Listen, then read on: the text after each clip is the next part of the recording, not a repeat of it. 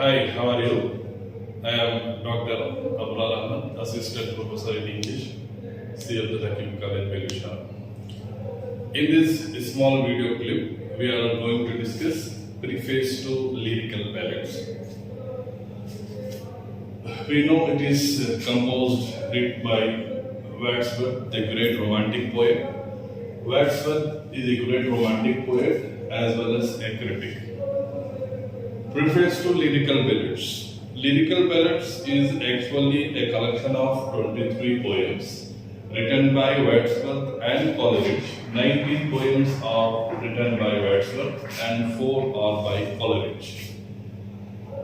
In first edition of its publication, which was published in 1798, 23 poems were there. But the edition received a great criticism. It was because the poems of romantic age were totally opposite to the norms of the poems of pre-romantic age. What were the features of pre-romantic age? We shall see here. The poems of pre-romantic age were artificial.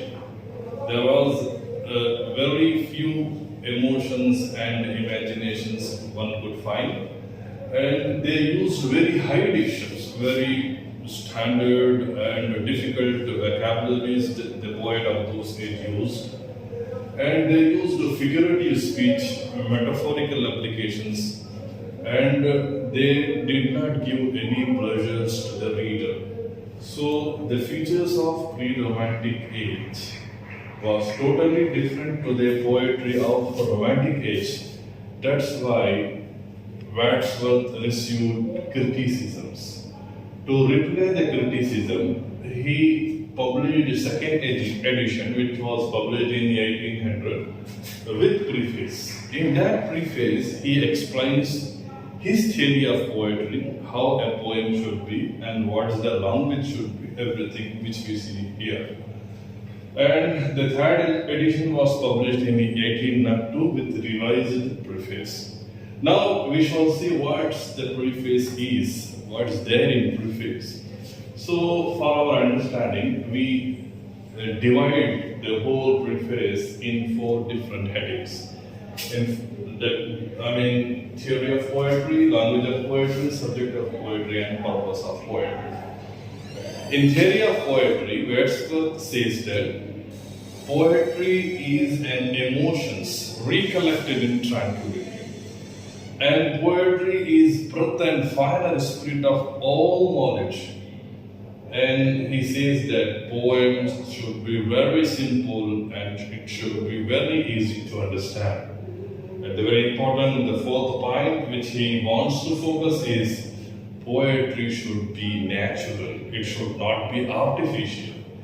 These are the things which he wants to convey through his preface.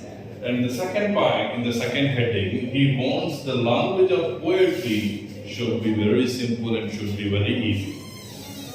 He says that language of a poetry should be a language of layman, common public, common people. And he says that there is no difference between the language of prose and between the language of poetry. And he also says that meter is not an essential, no need of meter to be followed in writing poetry. He says that meter, of course, it gives additional beauty to a poetry, but it is not an integral part of a poem. In the 4th heading, he says that what should be the subject of a poetry. Wordsworth says that rustic should be the subject of a poetry. Who is the rustic? Villagers, common public of a village. He wants the rustic to be a subject of poetry. It is because rustics are close to nature and they are close to God. That's why they know more about their nature, more about their God, right? And their language is very simple. This is the reason Wordsworth wants the rustic to be a subject of a poetry. And he wants the subject of a poetry should be the incident of day-to-day life right? An incident of day-to-day life of a common man should be the subject matter of a poem, right? He doesn't want the incidents of people who are living in mansion, people from a rich background. He wants incidents from the public, from the common man. And the lastly important part of this preface to Lyrical Ballad is what is the purpose of writing poetry. The main purpose, the main aim, goal of writing poetry is to give pleasure to the reader. A poet should not read a poem for his own pleasure. He should give pleasure to the reader as well. The reader should be the main focus of a poet, and he should compose a poem to please, to entertain, to enlighten his reader. These are the four things which are discussed in Preface to Lyrical Ballads. Thank you.